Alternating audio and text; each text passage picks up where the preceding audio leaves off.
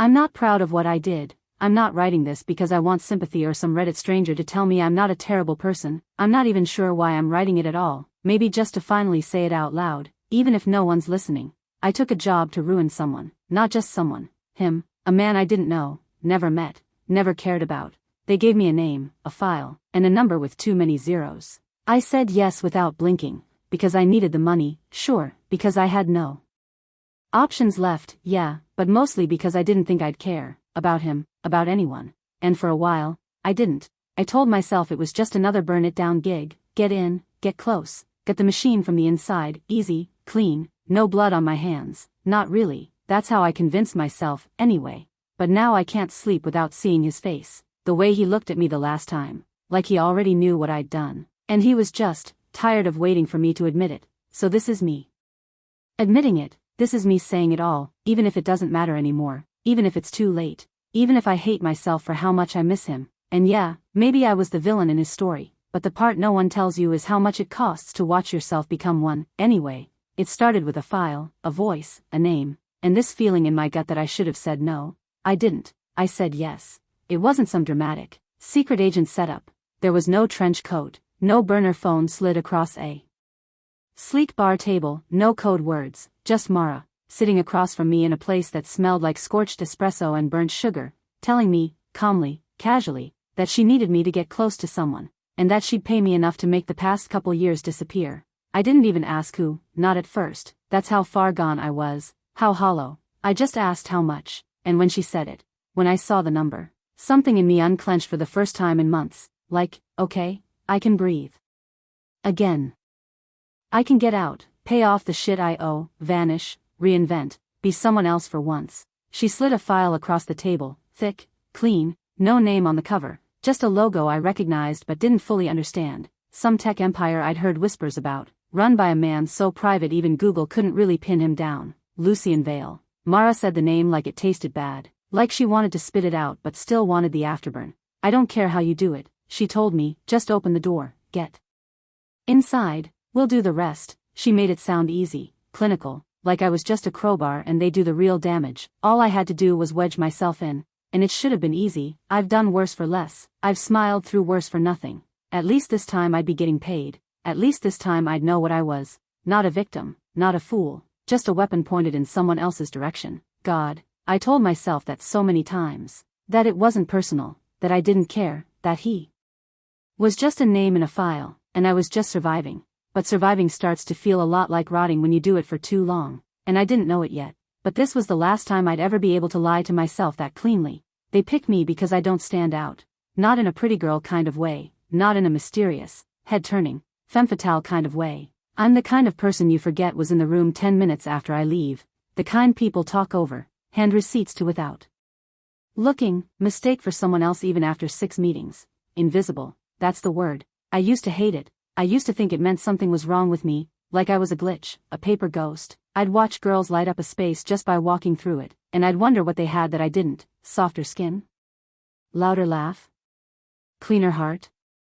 I got over it, or at least I told myself I did, learned how to use it instead. You'd be amazed what people say in front of you when they've already decided you're irrelevant. You'd be horrified what they'll show you. So yeah, when Mara said I'd be the perfect fit, that they needed someone forgettable, I knew exactly what she meant. She didn't have to say it like that, though. She didn't have to smile while she said it. That's the thing about being invisible. It's not just that people don't see you, it's that they stop believing you feel anything, like you're a prop in their story, or a tool in their hand. But I do feel things, I just keep them buried so deep even I forget they're there most days. Until someone looks at me too long, or says my name like it means something, then it starts to itch. And I didn't know it yet, but Lucian Vale was going to make everything itch. The first time I saw him, he didn't look up.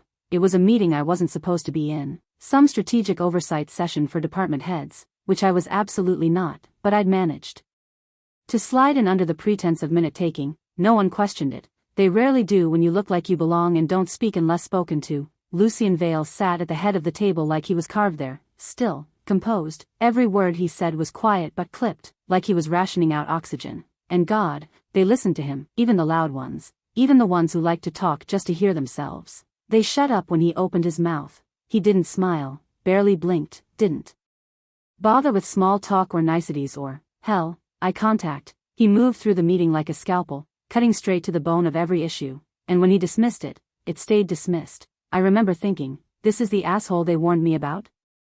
This is the monster. This quiet man with a voice like steel wrapped in smoke. They'd said he was dangerous, that he was paranoid, that he'd built his empire by gutting anyone who got too close, but he didn't look cruel, he looked tired. Like someone who'd been burned so thoroughly that now he never stepped near the fire. I watched him the entire time, and not once did his eyes flick to me, not until the end, when people were gathering their laptops and patting each other on the back. He looked at me, just once, straight on, sharp, direct. Not in a, who are you, way, not even in a, why are you here, way. He looked at me like he already knew. And I swear to God, in that one glance, I forgot why I was there, forgot what I was supposed to do, just for a second, just long enough to know he wasn't going to be easy. A few days later, I was in the elevator, pretending not to exist, like usual, just me, my ID badge, a coffee I didn't order but carried to look busy, and a list of fabricated errands that gave me an excuse to roam the upper floors. And then the elevator stopped, doors slid open, and he walked in, Lucien Vale, in all his terrifying quiet, standing 3 feet from me in a steel box that suddenly felt way too small. He didn't have security with him, no assistant, no entourage, just him, impossibly still. I kept my head down, stared at my shoes. You don't make eye contact with sharks in glass cages, you wait it out, you breathe small. And then, he spoke. Your badge is upside down. I blinked, looked down. He was right. I turned it around, muttered something close to, thanks, and waited for him to stop looking at me. But he didn't. Not right away. He kept his gaze steady, measured, not flirty, not friendly, just looking, like I was a puzzle with one corner missing, like he was trying to place me in a room he didn't remember inviting me into. It wasn't the kind of look that made your stomach flip or your skin warm, it was the kind that made you want to check your reflection, see what gave you away. I felt it in my teeth, in the roots of my hair, that prickle of being observed by someone who doesn't miss things. The elevator dinged, he stepped out, didn't say anything else.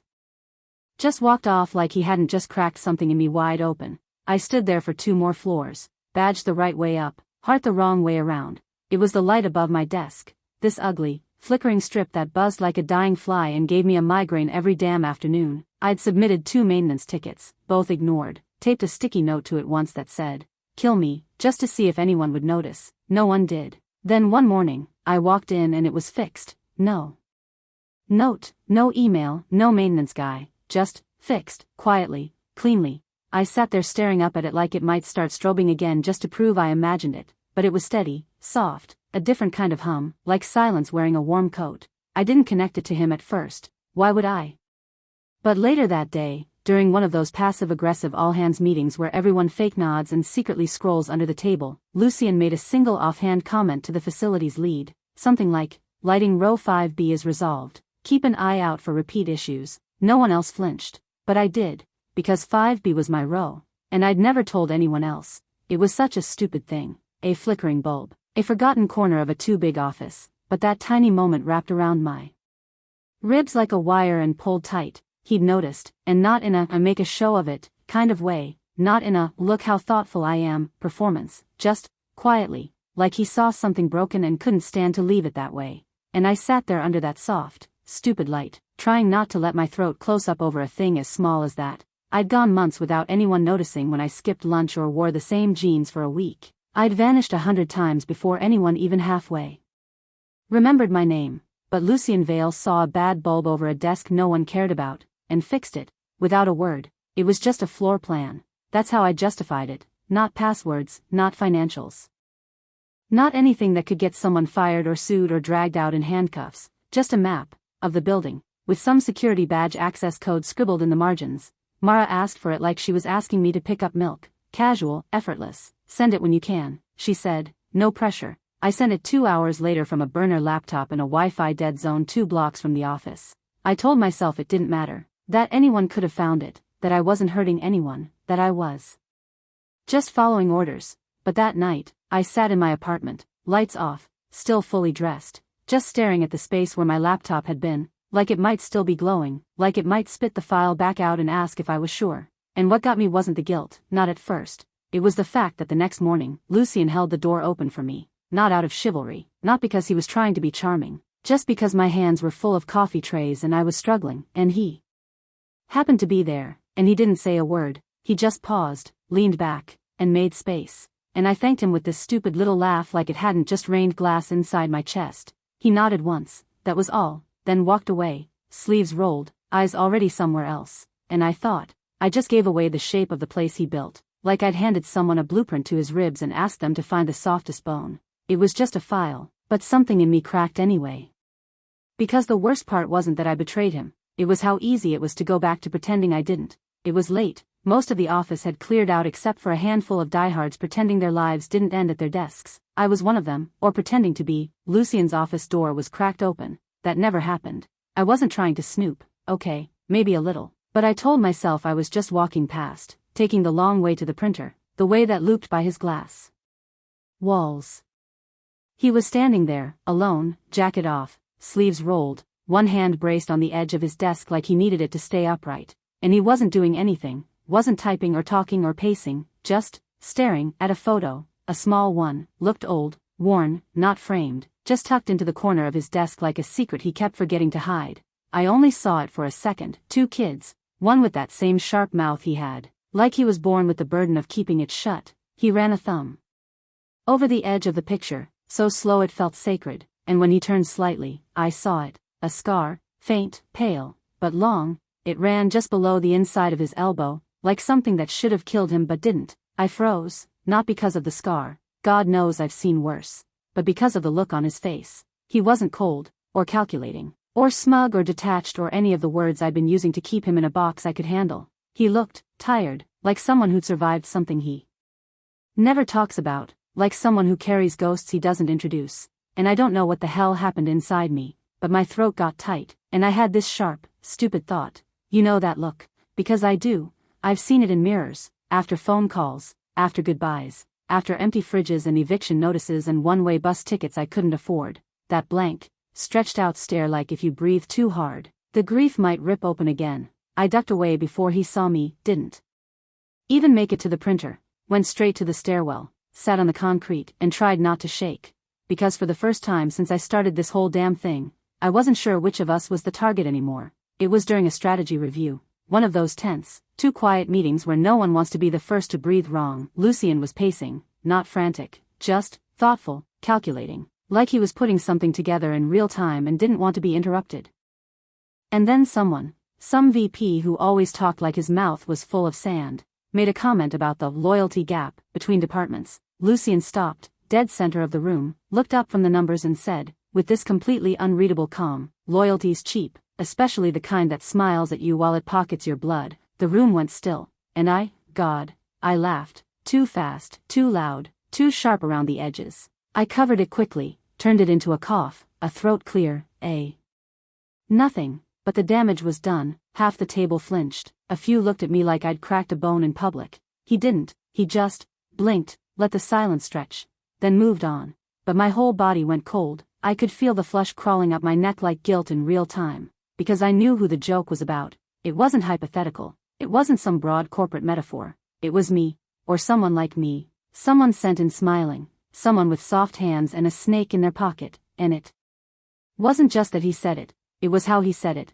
not with anger, not even with bitterness, just this resigned weight, like betrayal wasn't surprising anymore, just expected, baked into the system. I sat through the rest of that meeting numb, couldn't hear the numbers, couldn't feel my hands. I kept thinking, did he know?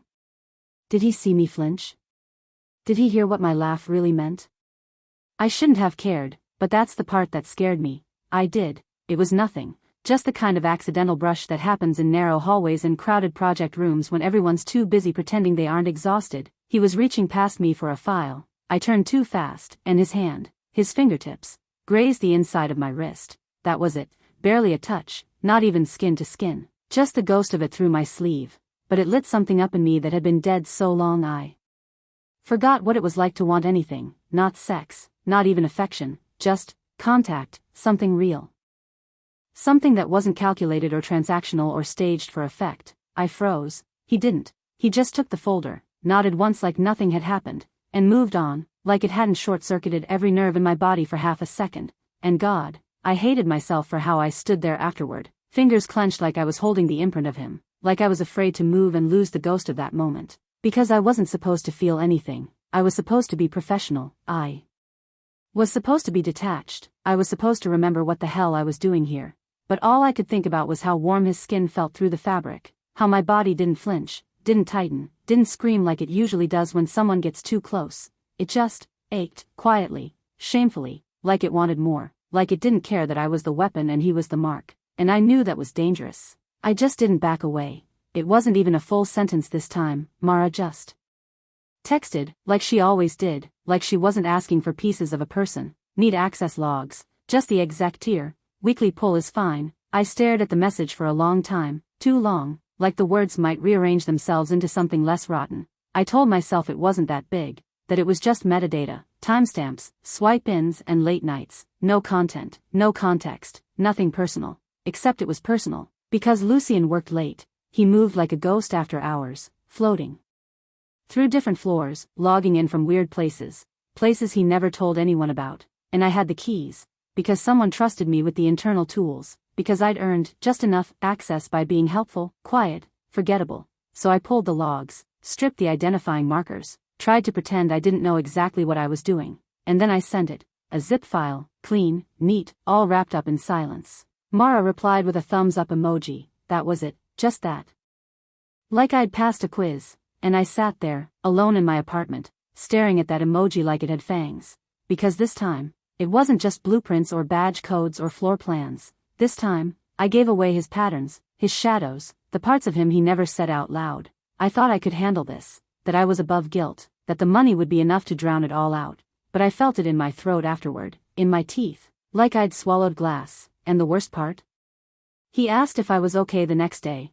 I'd barely slept, eyes red, nerves raw, and he just looked at me, that unreadable stare again, that pause before speaking thing he does, and he said, "Rough night?" I smiled, lied again, told him I was fine, and that lie hurt more than the one I sent in the zip file. He doesn't know any of this. No one does, really. I don't tell people. I let them assume I'm just quiet, or guarded, or maybe just boring, that I grew up in some average suburban nothing and stayed out of trouble and made it to adulthood without anything jagged stuck inside me.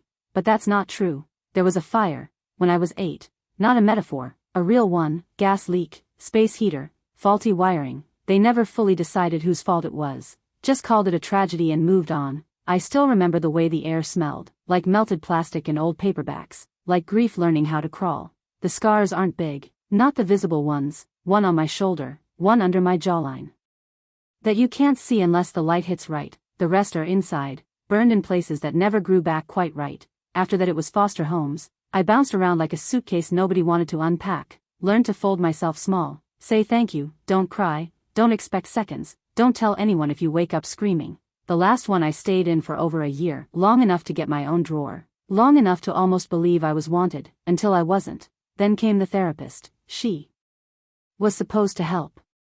Instead she gave me a diagnosis and a workbook and a polite smile that didn't reach her eyes, said things like dissociative tendencies and attachment issues, like they were personality quirks, like she could fix me with a mood tracker and 3 deep breaths. I stopped going after the 4th session, because I didn't want to be a file. I didn't want to be someone else's project. I wanted someone to see the wreckage and sit in it with me, not sweep it up, not disinfect it, just see it. But no one ever did. They either looked away, or looked too hard and got scared, which is why all this job, this game, I thought I could do it. I thought I could stay detached, be the ghost, be the one who walks in, collects what she needs, and disappears without leaving a fingerprint.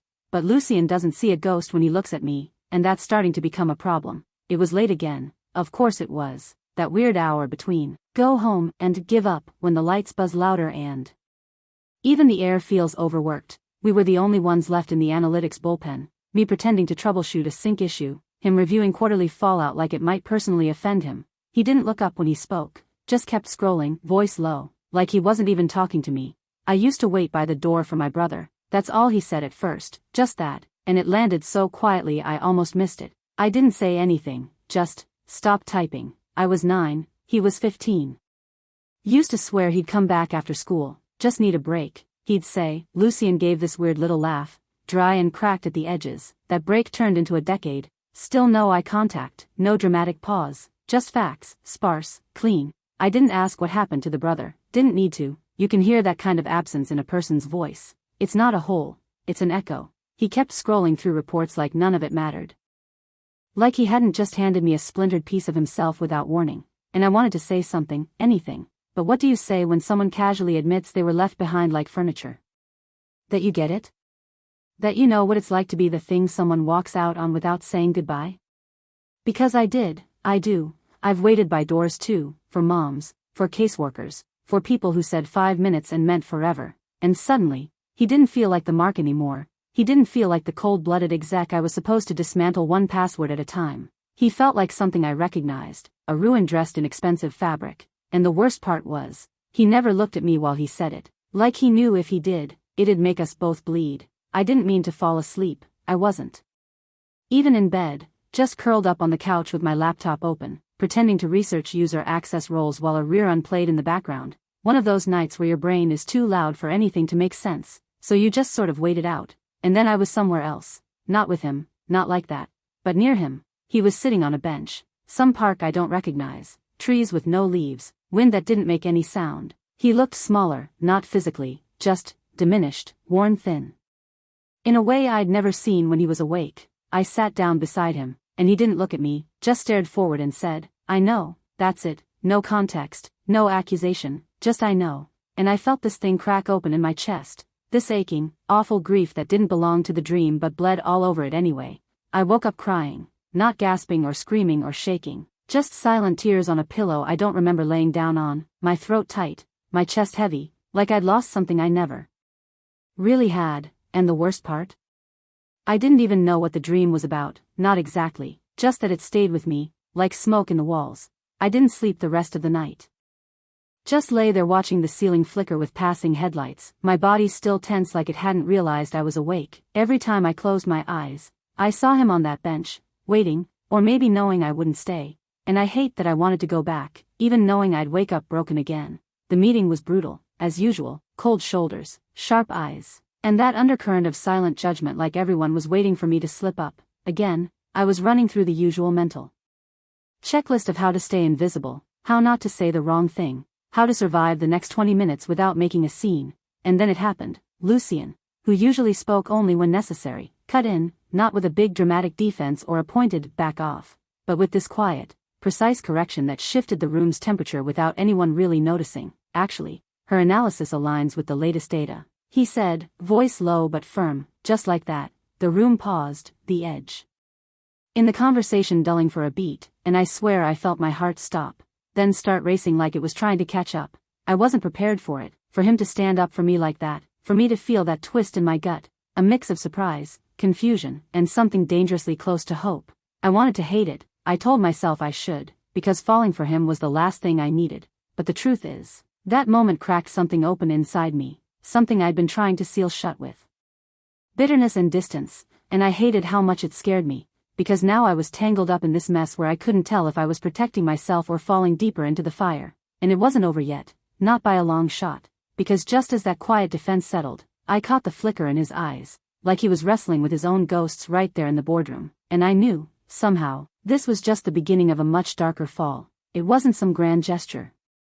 It wasn't flowers or a speech or him pulling me aside and confessing anything that would make my heart swell in a neat, cinematic way. It was just coffee, the kind I never told anyone I liked, oat milk, no sugar, 1 pump of hazelnut, because the regular kind makes my stomach weird and the others are too sweet and I don't like explaining why I'm picky. But there it was, on my desk, no note, no announcement, still warm. I stared at it like it might explode, and the worst part is, I knew it was from him. I just knew, because no one else paid that kind of attention, because a week ago, I mentioned it once while we were waiting for a status meeting to start, just a throwaway comment about how the coffee shop downstairs always got it wrong. He hadn't even looked at me when I said it, just nodded once, like he was listening but also wasn't. Apparently, he was. I took one sip and my throat closed up, like my body decided right then that kindness was the final straw. I didn't cry at funerals. I didn't cry when I lost jobs or apartments or when I had to give up my dog because I couldn't afford the pet fee. I didn't even cry when I sent the first batch of files on him and knew what it meant. But I cried in the stairwell, 30 full minutes, ugly, heaving, face in my hands kind of crying, the kind you can't make sound pretty, and I kept whispering, it's just coffee, it's just coffee, Like saying it would make it less humiliating, like I could logic my way out of the feeling that maybe, just maybe, someone saw me, not the version of me I was performing, not the girl with the clean spreadsheet and calm voice and fake smile, me. And I hated it. I hated that it mattered, that my heart latched onto that one stupid cup like it was proof I hadn't imagined all of it. But the thing that broke me wasn't even the coffee. It was realizing I wanted to keep it, like it meant something, like I didn't already owe him 1,000 knives, so I did what I always do when things get too close. I disappeared, not completely, just enough to blur the edges. I started declining meetings I didn't technically need to be in, delayed my responses, took the long way around the office just to avoid walking past his glass wall, told myself it was strategy, that pulling back would help me breathe again, reset the lines, build the distance I was supposed to have from the beginning. But it didn't feel like control. It felt like drowning quieter, because the more I stayed away, the worse it got. That cold gnawing ache in my chest that didn't used to be there, the way I kept checking the internal chat for his name even though I turned off notifications, the way my skin prickled every time I thought I heard his voice, and then felt that hollow drop when it wasn't him. I kept thinking, he'd notice, he'd call me out, ask what was wrong, or maybe he wouldn't, maybe that would be worse. But he didn't do either. He didn't say a word, not one, and that's what really broke me, because I couldn't tell if he was giving me space, or letting me go, and I wasn't sure which answer hurt more. I stayed up until 3 a.m., that Friday rereading our last 5 messages, stupid ones, work-related, dry, but I read them like scripture, like maybe if I stared hard enough, I'd find some hidden meaning in the timestamps or the way he used a period instead of an emoji. I kept telling myself this was safer, that if I cut him off now, maybe I could still finish the job clean, get paid, get out, start over. But I missed him, God, I missed him, and I didn't even have him. I was trying so hard not to be near him that I somehow ended up directly across from him during a Friday late afternoon strategy sync, one of those meetings that could have been an email, but no one was brave enough to cancel it. I had my face buried in a spreadsheet, pretending to fix a broken formula that wasn't actually broken, when he leaned back in his chair, let out this long, theatrical sigh, and muttered, God, I wish I were dead. Or in HR, same thing, and I laughed, not a polite laugh, not a, he's the boss so let me pretend that was witty, kind of laugh, no, like, actual laughter, out loud, head tilted, breath caught, stomach twisting kind of laugh. It shocked me, I think it shocked him too, and the look he gave me, surprised, almost, soft, only made it worse. I had to look down, cover my mouth like I could stuff the joy back inside, like it wasn't mine to have, because it felt good, too good, like I'd accidentally inhaled sunlight, and I hadn't realized how long I'd been holding my breath until that moment cracked me open. I forgot, for half a second, what I was doing, who I was supposed to be, and just was, just a girl, laughing at a stupid, dry, slightly unhinged joke from a man who wasn't supposed to matter. But he did, and now he was looking at me like I wasn't a stranger, like I wasn't background noise. I forced myself to look away, to focus on my screen, to rebuild the wall in my throat, but even hours later, I kept thinking about it. That laugh, how it felt more real than anything I'd felt in months, how dangerous it was to feel good with someone I was here to ruin, and how badly, how terrifyingly badly, I wanted to do it again. It was storming, one of those freak summer storms where the sky goes black too fast and the windows shake like they're afraid of something. Most people had left early, but not him, and, of course, not me. I don't even remember what excuse I used to be near his office that late, some fake file, some invented reason to drop by and double-check something no one actually cared about. It doesn't matter, I was there. He looked up when I walked in, just barely, said something quiet about the power flickering, how the server room was probably going to throw a tantrum again. I laughed, too softly. We ended up on the couch, the little leather one in the corner of his office no one really sits on. I had no idea how we got there, I don't even remember moving. Just time folding in on itself. The thunder cracked hard and the lights dipped and neither of us spoke. And then he turned. God, the way he looked at me, like I was gravity, like he was falling and knew it and wasn't trying to stop. I felt it before it even happened. Or didn't happen. That pull, that horrible, beautiful closeness that made every part of me scream and ache and hope in the same breath. He leaned in, barely, just enough. And I did too, just enough, close enough that I could feel the warmth of his breath, smell his cologne, taste the static in the air between us. And then he stopped, right there, in that unbearable almost, and I knew, instantly, that he wasn't going to move the rest of the way. Neither of us did. We just hovered, caught in the wrong moment, the wrong timeline, the wrong version of this whole fucking story. He pulled back first, said nothing, looked away. I think I nodded, maybe I smiled, I don't know. My whole body was shaking and frozen at the same time. And the silence that followed, it was worse than a rejection. It was a goodbye with no words. And I left before I could say something stupid, before I could ask why, before I could beg him to just do it. Because I would have let him, even knowing what I know, even with everything I'd already done, I would have let him break me. I sent the files at 2:14 a.m., quarterlies, contracts, a flagged internal memo about an acquisition that hadn't been made public yet, nothing too explosive, but enough. To burn, enough to hurt. I told myself it was tactical, a move on the board. They'd been asking for something with teeth, and I gave it to them, like I promised I would, like I was still that girl who could play the game and not flinch. But that wasn't the truth. The truth is, I did it because I was spiraling, because he almost kissed me and then didn't, because I felt more in that one breath of almost than I've felt in entire years of pretending I don't feel anything.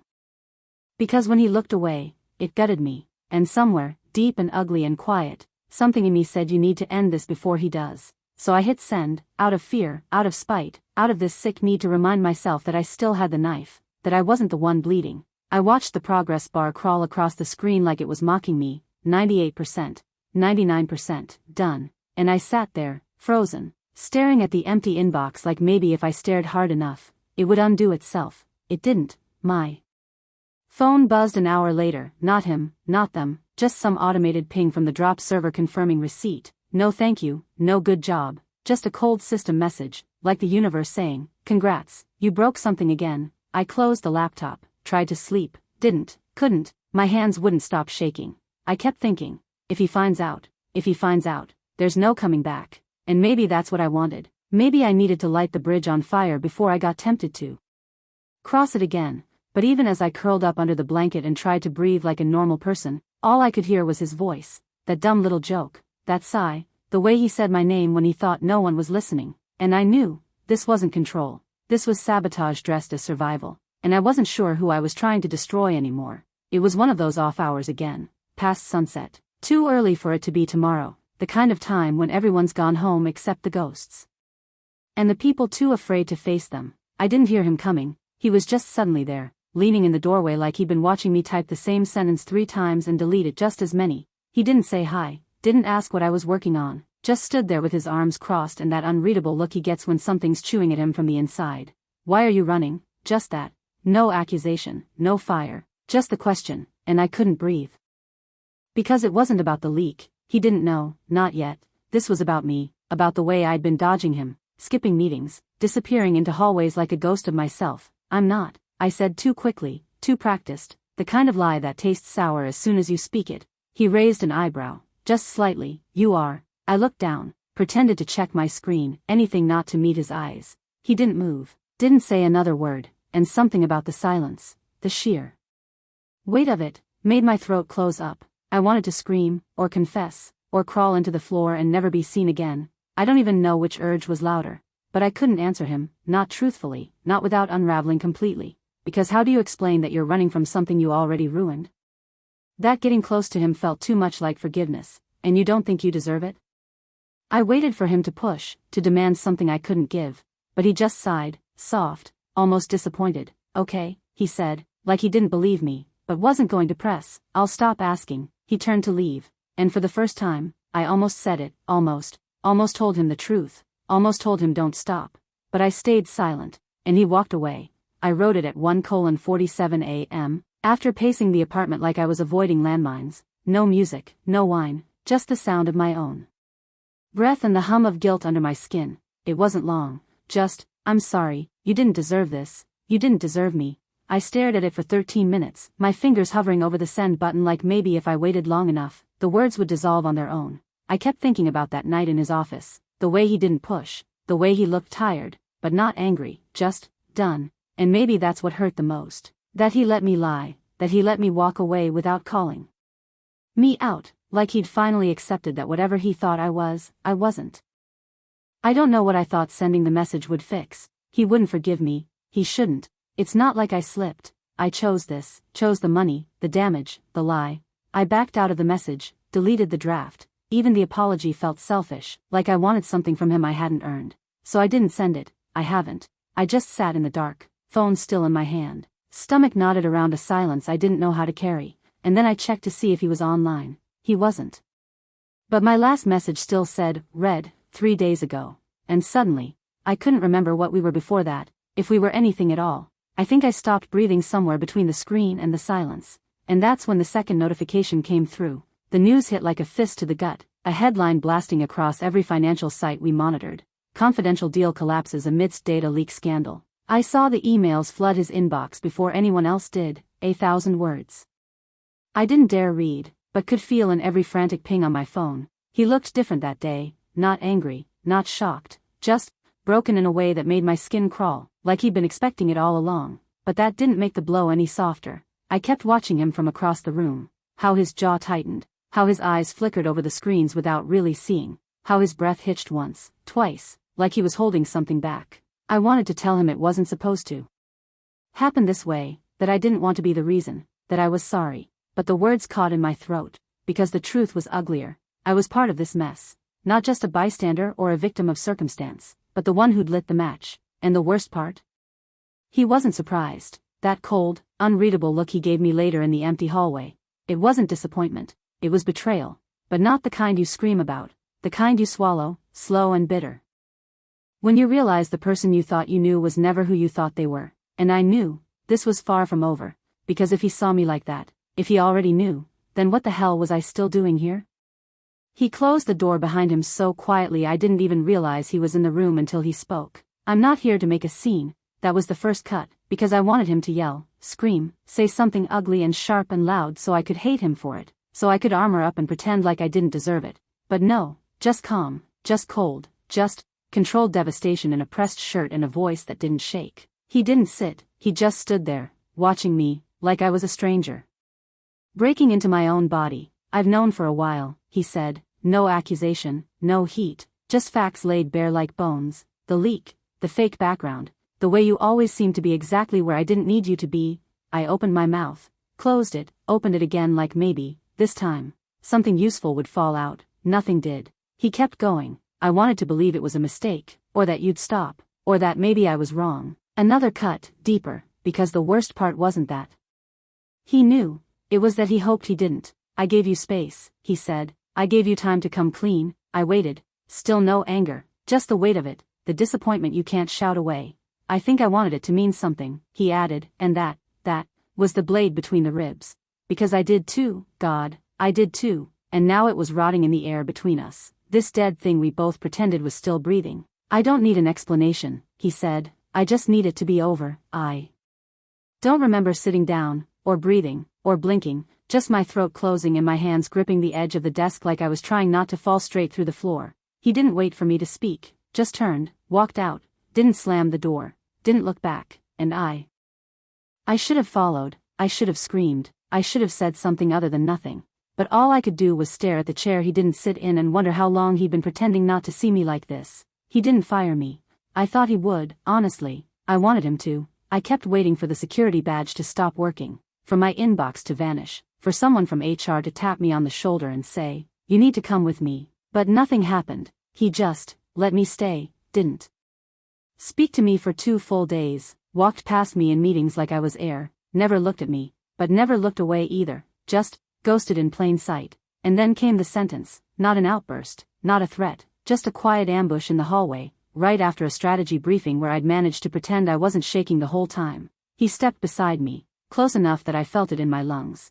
You wanted to see me fall, he said. His voice wasn't angry, it wasn't even cold anymore, it was hollow. Stay, watch, that was it, that was my punishment. Not exile, not erasure, witness. I remember just standing there, nodding. Maybe I blinked, I don't even know. I felt like a glitch in a system that kept running without me. And now I come in every day and sit 3 doors down from the man I betrayed, pretending I'm still doing a job he doesn't trust me to do, watching him unravel piece by piece, publicly. Headlines, stock price, all of it, while he pretends it doesn't sting. And I'm part of the furniture now, a silent sentence, a reminder. No words, no looks, just me, drowning in the fallout I helped create, too afraid to leave, too ashamed to stay, too shattered to know which part of me he's still punishing, and which part of him wants me there to feel every second of it. But today, something shifted. The office feels bigger now, not physically. the walls haven't moved, the desks are still too close together. The air still smells like burnt coffee and overpriced toner, but the silence? It's louder, heavier, nobody says it out loud, but I'm not one of them anymore. I get the nods, the polite, distant kind that stop just short of eye contact, the tight smiles that say we're being professional, not we like you. Lunch invites stopped, happy hour plans somehow never make it to my inbox, even the intern who used to ask me about fonts now avoids my desk like I bite. I told myself it didn't matter, that I deserved worse, that I could sit through the stares, the avoidance, the silence. Like a grown-up, like I hadn't spent the last few months pretending to be someone I wasn't. But it's different when it's everywhere. When even the security guard doesn't ask how your weekend was. When your desk gets moved, closer to the window, but really it's just farther from everyone else. When people talk in lowered voices the second you walk into a room, like guilt is contagious. And maybe it is. Maybe I gave off the smell of it now. I tried to convince myself it was fine, that isolation was safer, cleaner, that I'd operated alone before and I could do it again. That I didn't come here to make friends anyway. But today I stood at the printer waiting for something to spit out and realized it had been 3 hours since anyone said a word to me, not a single one. And for a second, just a second, I wanted to go back. Not to being liked, not even to being trusted, just to not feeling like a ghost in a place I helped build. I thought about messaging him, just one line, something pointless. Do you want anything from the cafe? But my hands wouldn't move, because the last time I reached out, he didn't answer. And I'm not sure I could survive the silence again. So I grabbed my papers, walked back to my little corner, sat down in a chair that used to feel like mine, and I waited. For something, anything. But all that came was the sound of the heater clicking on and the echo of my own breath. It wasn't me this time. I know how that sounds. Defensive, desperate. But it's not. It's not that I'm proud. I just need to say it clearly, because I almost couldn't believe it either. The leak wasn't me. I was in the office when the news hit. Another internal memo blasted all over the press, sensitive projections, board conversations, things even I didn't have clearance to touch, Lucien's name smeared all over it, again. I felt it before I saw it, that tightening in my chest, that please God no kind of panic that makes your hands go numb. But when I opened the file, I realized I hadn't seen any of it before, and I would have remembered. The formatting was different, the phrasing, whoever sent this had access to things I never touched. That's when I went digging. The handler, the one who recruited me, paid me, sent me assignments in cold little bullet points. I still had access to the encrypted thread. He never closed it, probably assumed I was too deep to turn on him. But I looked. I needed to. There were messages from weeks ago, ones I never saw, forwarded docs, longer files, coordinates. He'd been feeding someone else too, someone closer. I couldn't tell who. Names were scrubbed, like always, but the pattern was there. And the access level?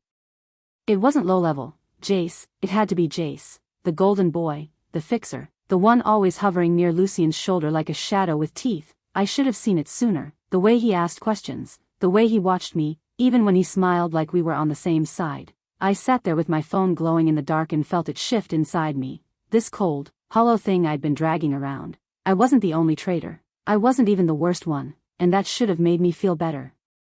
Redeemable, maybe, human, but it didn't. It just made everything more complicated, because if he knew about me, and he knew about them, then why the hell was I still standing? It was buried, not in a dramatic, spy thriller kind of way. Just, tucked away in an old shared drive no one used anymore, misnamed, half-corrupted, like someone tried to forget it but couldn't quite bring themselves to delete it. The folder was labeled, Q4 Legacy Assets. I only clicked it because I was trying not to think. You know that thing you do, when your brain is too loud so you just start clicking everything that doesn't matter?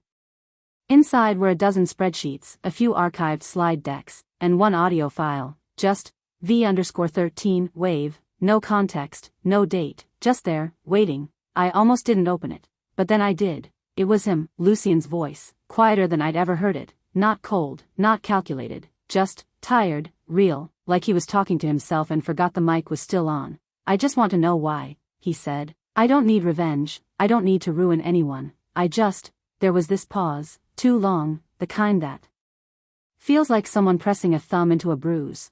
I need to know if it was all fake, if she ever meant any of it, or if I really am that easy to manipulate. Then a click, end of file, no name, no timestamp, just that, and I sat there in a supply closet with my knees pulled up and my laptop digging into my thighs, trying not to fall apart, because he wasn't looking for blood, he was looking for me. Not the version I sold them, not the profile, not the liability, me, the person who laughed Too loud at his terrible jokes, the one who cried over coffee, the one who watched him from across the room and thought, please don't be like the others. He wasn't trying to destroy me, he was trying to understand me, and I'd made him bleed for it. I closed the file, closed everything, just sat there in the dark, holding that awful truth in my chest like a second heartbeat, because if that was true, if he still wanted to believe in something good in me, then what the hell was I supposed to do now? I packed quietly, no drama. No slammed drawers or shattered glasses or one last begging conversation in a hallway we used to flirt in, just folded things, zipped the bag, left the mug he bought me on the desk. I thought maybe he'd say something, not forgive me, I never expected that, but something, a question, a sentence, don't. But he didn't. He stood in the doorway, arms crossed, not blocking me, not moving, not cold, exactly, but detached, like I was an item on a checklist he'd already crossed off in red pen. I brushed past him, he didn't flinch, didn't even shift his weight. The elevator was slow, always was. I stared at the numbers lighting up one by one like time was mocking me. My bag felt heavier than it should have. When the doors opened, I waited one last second. One stupid second.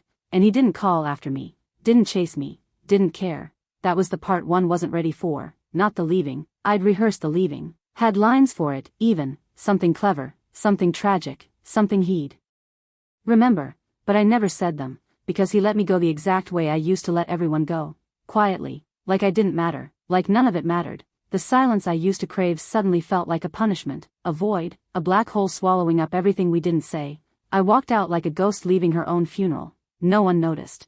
No one stopped me. No one followed. And I told myself that was what I wanted. But then I turned my phone off airplane mode, and there was one message waiting. From him, one line, no punctuation, no name. You didn't even say goodbye. The building still smelled the same, like metal and eucalyptus and a kind of pressure that sits just behind your teeth. I stood in the lobby for longer than I should have. Security didn't even recognize me. New faces, new protocols. I gave my name. They gave me a sticker, and I took the elevator alone. No bag this time, no folder, no reason. Really, nothing that made sense on paper, just me. I didn't call ahead. Didn't ask if he'd see me. Part of me hoped he wouldn't be in, that I'd leave a note, that I'd get to disappear again with the illusion of bravery still intact. But the light was on behind the frosted glass when I stepped onto the floor. I knocked once, light, like even my knuckles weren't sure I belonged. He didn't say anything, but the door opened, and there he was, Lucian Vale, still sharp-edged, still too calm, still too much. His eyes met mine and didn't flinch, but they didn't soften either, just held. I took a breath I didn't realize I'd been holding for months, years maybe, a lifetime. I don't want anything, I said. My voice shook like a loose screw. I'm not here for a second chance, or to explain. I needed to stop hiding. He didn't speak. I wasn't sure if that was permission or punishment, so I stepped inside, small, careful, no mask, no armor. I waited for the anger, the coldness, the cutting line. It didn't come, only silence, only him, watching me like someone trying to decide if a ghost is real. I didn't feel it, for once. I let the quiet stay, let it hang heavy between us like everything we never said. My hands were sweating, my knees locked.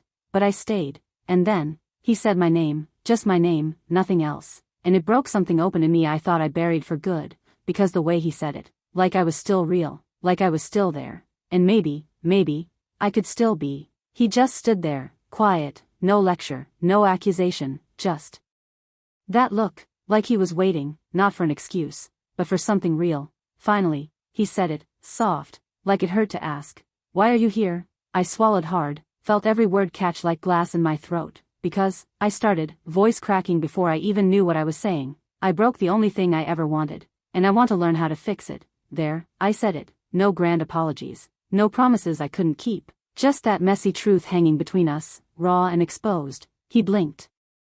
Didn't say a thing, just tilted his head slightly, like he was weighing every syllable, and I realized, I wasn't sure if that was hope or a warning, because maybe wanting isn't enough, maybe fixing means losing more than I bargained for, or maybe this was just the start of the spiral I'd been trying to avoid all along, and I wasn't ready for what came next.